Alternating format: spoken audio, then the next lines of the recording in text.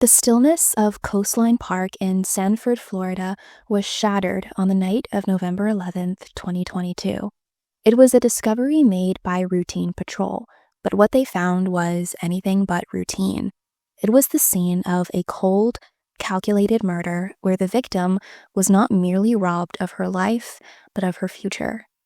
The officer first noticed the vehicle, a gray Nissan parked awkwardly in reverse. The engine was running, the lights were on, and a layer of condensation had begun to fog the windows, suggesting it had been there for a little while. Inside, slumped over the driver's seat, was 18-year-old Kaylin Fiengo.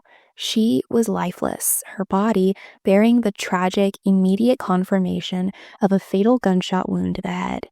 This was no accident. It was an execution.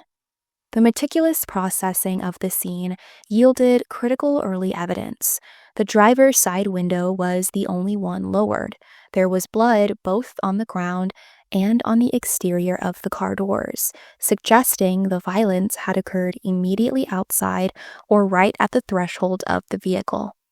Crucially, nothing had been taken.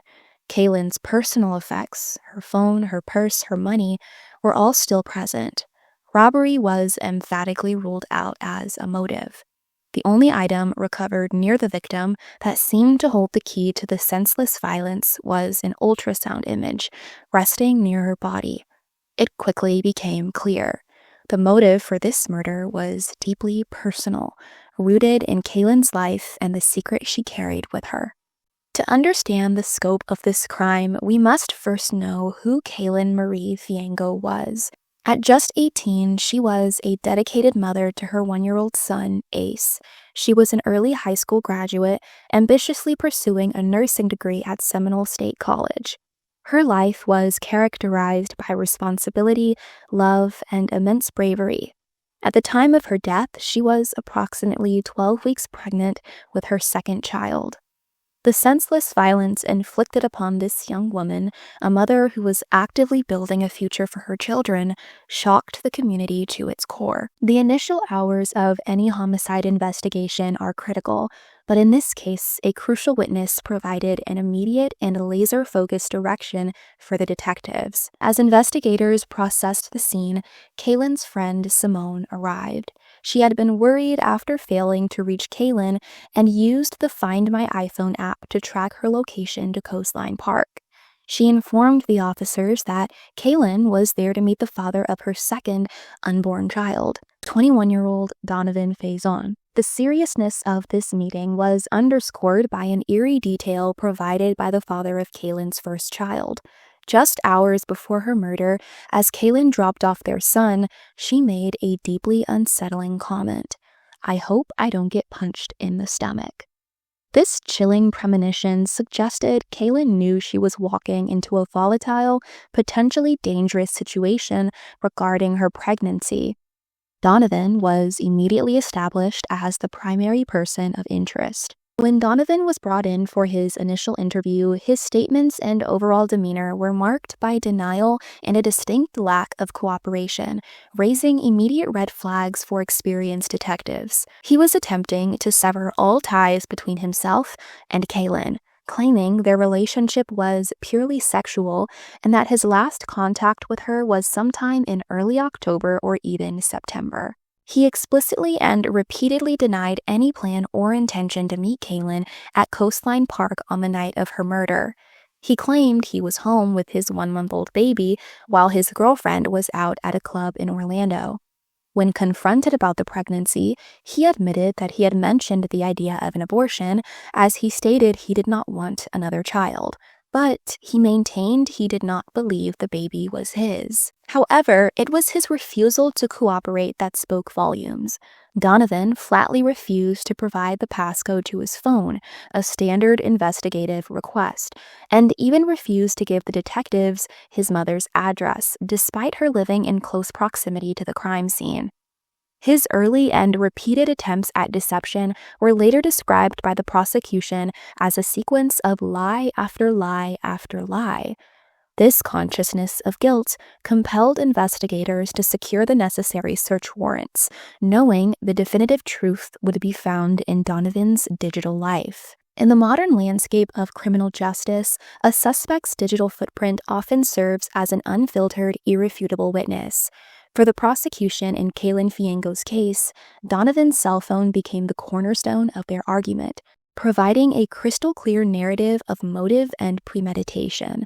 Forensic analysis of the text message exchanges between Donovan and Kaylin confirmed that Kaylin had clearly and directly informed him of her pregnancy. The moment she sent him a picture of 2 positive pregnancy tests, his response was immediate and terrifyingly brief. Donovan had sent Kaylin the word abortion, followed by multiple exclamation marks.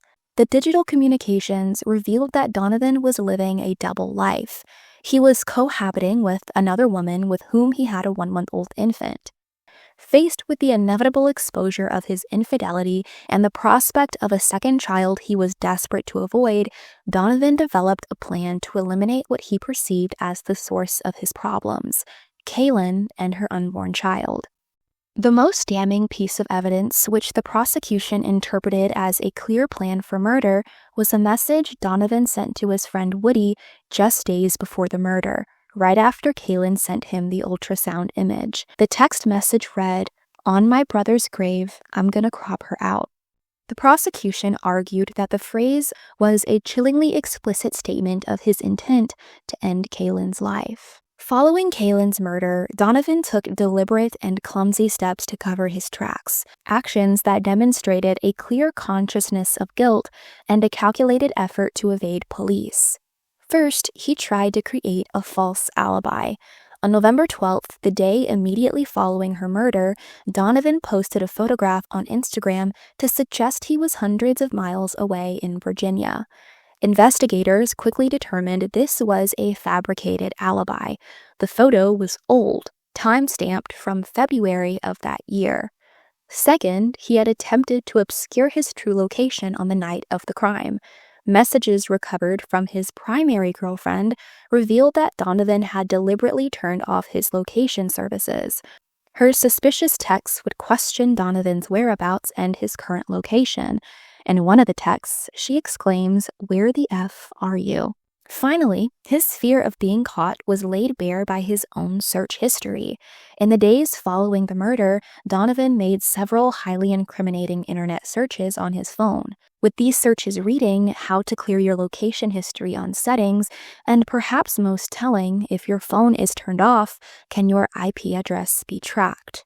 These searches were a frantic attempt to destroy the very evidence the police were now using to build their case. After a meticulous 10-month investigation that culminated in what police confidently called an airtight case based on digital and circumstantial evidence, Donovan was arrested on August 29, 2023, and charged with 2 counts of murder. The trial of Donovan became a fierce battle over the interpretation of evidence. The prosecution methodically presented their narrative, a cold, calculating killer who planned the murder of a young mother because she refused to terminate a pregnancy. They argued that Donovan lured Kaylin to Coastline Park with the sole intention of killing her, resulting in an execution-style murder. Every text, every lie, and every Google search was presented as a clear roadmap of premeditation. Donovan's defense attorneys, however, mounted a vigorous counter-argument. While acknowledging Donovan's infidelity and poor judgment, they argued that the state's evidence was purely circumstantial and fell short of proving murder beyond a reasonable doubt. They attempted to poke holes in the police investigation, emphasizing the critical lack of direct physical evidence, arguing that no evidence of him being in the car was found, and no evidence of him pulling the trigger was found either. Their core argument to the jury was that while Donovan's actions were indeed questionable, they did not make him a killer. They conceded, stating that, at best, you have evidence of a man that's cheating and possibly didn't want to have another child. Yet, the digital footprint proved too vast and too damning. After hearing both sides, the case was handed over to the jury. The deliberation did not last long.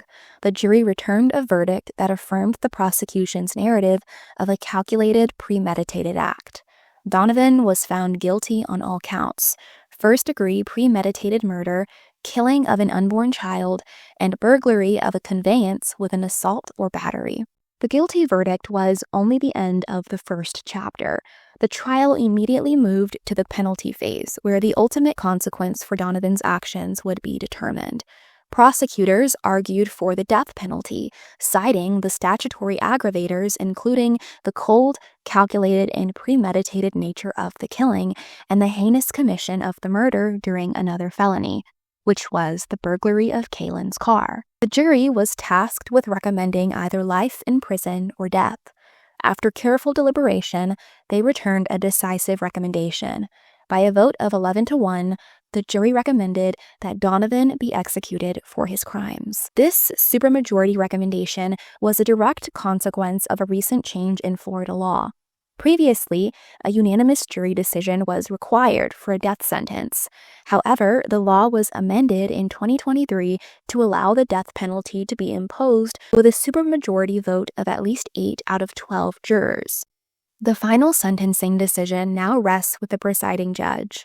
For Kaylin Fiengo's family, the legal outcome, while providing a measure of closure, will never replace the young woman they lost. They remain focused on her memory and the strength she showed in her final months. They remember her not just as a victim, but for the brave decision she made in the face of immense pressure, stating what she did was brave regardless. She chose her child at the end of the day. The digital trail may have sealed Donovan's fate, but Kaylin's choice speaks volumes about her enduring character.